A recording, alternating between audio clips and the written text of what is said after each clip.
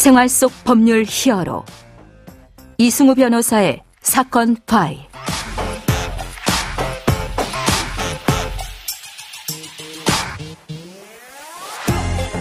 안녕하세요. 이승우입니다. 각종 사건 사고에서 여러분을 구해드리겠습니다.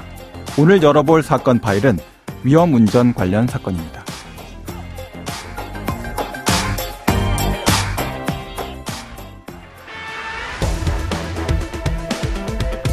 음주운전 의심 차량에 중학생이 치여 숨지는 사고가 발생했습니다. 30대 A씨가 몰던 SUV 차량이 지나가던 중학생 B군을 치는 사고가 났습니다.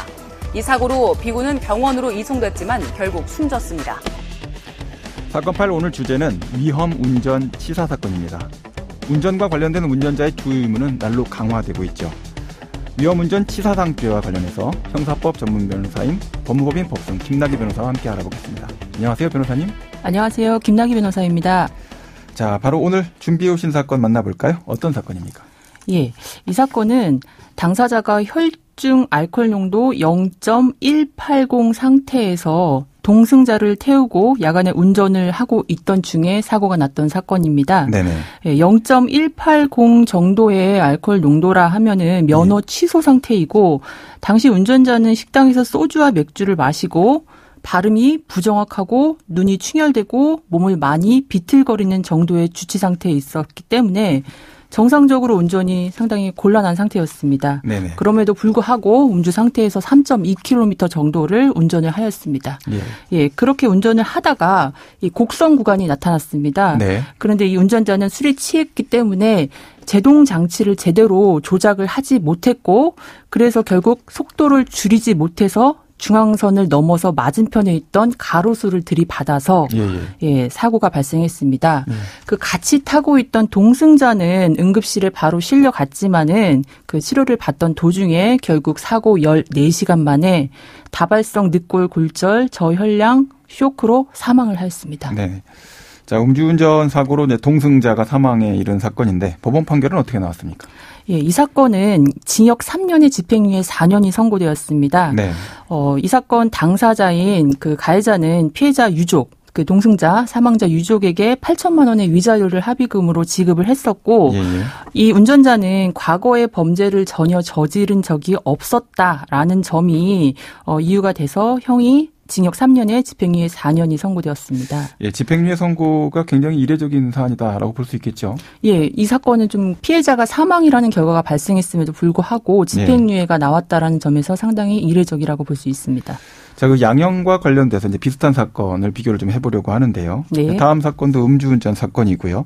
횡단보도에서 이제 보행자를 치어서 이제 사망하게 했던 그런 사건이었죠. 예.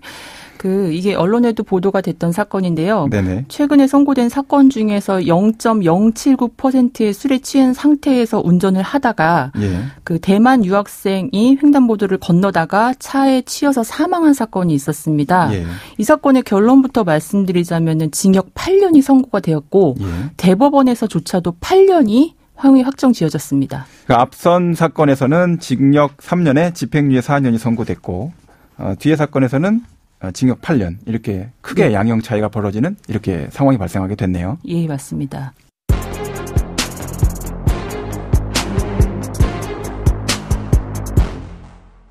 자, 대만 유학생 사건에서 징역 8년이라고 하는 중형이 선고가 됐고요.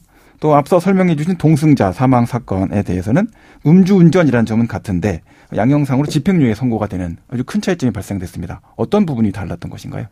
네, 앞서 소개드린 사건과 비교하면은 피해자가 사망한 사실은 동일합니다. 네. 오히려 앞선 사건의 혈중 알코올 농도가 0.01% 더 높았음에도 불구하고 이 대만 유학생 사건의 형이 지나치게 높게 선고되었다라고 생각을 할 수도 있는데요.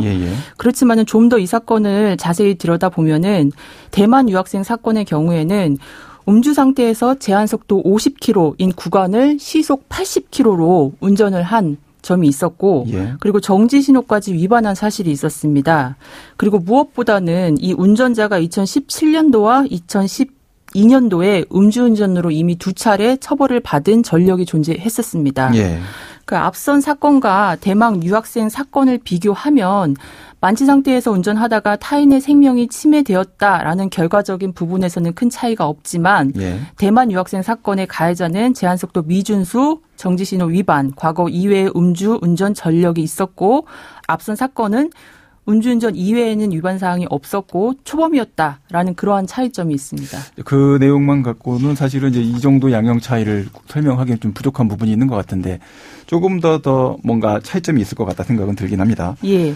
혹시 이제 두 번째 사건이었던 그 대만 유학생 사건에 최근 위헌 결정 내려졌던 윤창호법이 적용돼서 이렇게 8년까지 선고가 되게 된 것인가요?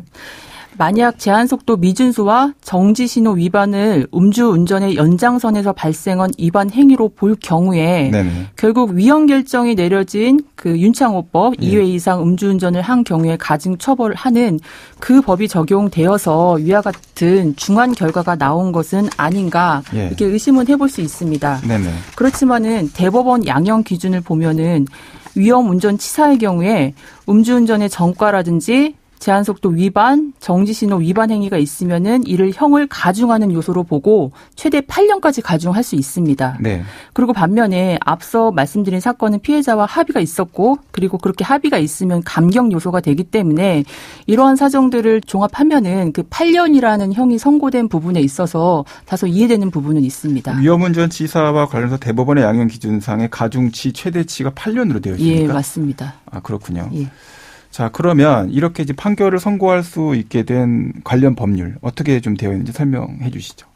예, 특정 범죄 가중 처벌 등에 관한 법률 제5조의 11에서는 음주 또는 약물의 영향으로 정상적인 운전이 곤란한 상태에서 자동차를 운전하여 사람을 사망하게 한 사람은 무기 또는 3년 이상의 징역에 처하도록 규정을 하고 있습니다. 네, 그러니까 지금 나와 있는 형태를 보면은 이제 무기징역이나 3년 이상형에 선고할 수 있게끔 되어 있는데 네. 양형 기준상으로 8년까지만 선고할 수 있게 되어 있는 것이 좀 너무 낮은 것 아닌가라는 생각이 좀 들긴 하거든요, 변호사님. 아, 예, 그렇지만은 여러 가지 또 상황들이 있기 때문에 감경 요소도 있을 수 있고 여러 가지 이제 지금 앞서 말씀드린 사건처럼 위반 행위, 과실 부분이 많이 있을 수 있기 때문에 법정형은 이러하지만은 법원 양형 기준상 8년형이 또 아주 낮다라고 보기는 어려울 것 같습니다. 그 대법원의 양형 기준이라는 것이 권고형이기 때문에 네, 맞습니다. 사실은 그걸 초과해서도 형의 선고가 충분히 이루어질 수 있는 부분이 있죠. 예, 맞습니다. 그 점은 또 각별히 주의해야 될 부분이 될 테고요. 네, 맞습니다.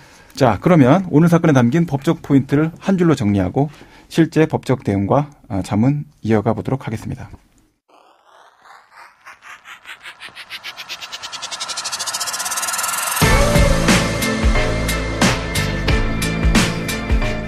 이럴 땐 법대로.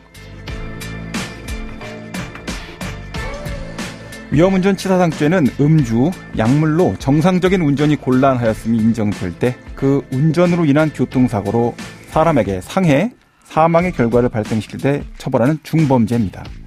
자, 운전자와 함께 차량에 타고 있던 동승자의 상해, 사망도 동일하게 위험운전 치사상죄로 처벌됨을 기억해 주시기 바랍니다.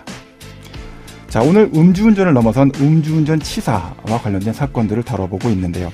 자, 무엇보다 운전대 잡기 전에 한 잔 해도 괜찮겠지? 이런 생각은 이제 절대 하면 안 되겠죠?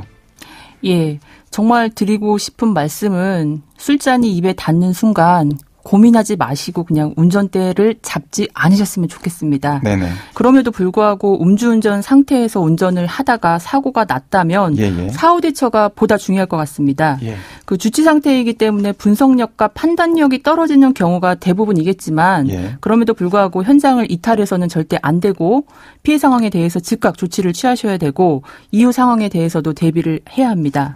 그 술을 마신 양, 음주운전 거리, 사후 조치 등이 향후 재판에서 형을 정하는 중요한 요소가 되기 때문에 혹시라도 부실한 조사를 받아서 과도한 형을 선고받는 일은 없어야 할 것입니다. 사고가 발생하는 것도 잘못이 있지만 사고 발생 이후에 최대한의 조치를 안전 조치를 잘 취해서 사고가 더 커지지 않게끔 만드는 것 중요하고 또 조사 과정에서도 그런 부분들이 분명히 잘 반영이 될 것이고 억울한 사정이 없도록 잘 설명해서 나가고 피해자 안전 조치, 보호 조치를 잘 취해야 된다. 이런 말씀으로 이해할 수 있겠네요. 예, 맞습니다. 네, 지금까지 김나게 변호사와 함께했습니다. 오늘 말씀 고맙습니다. 네, 감사합니다.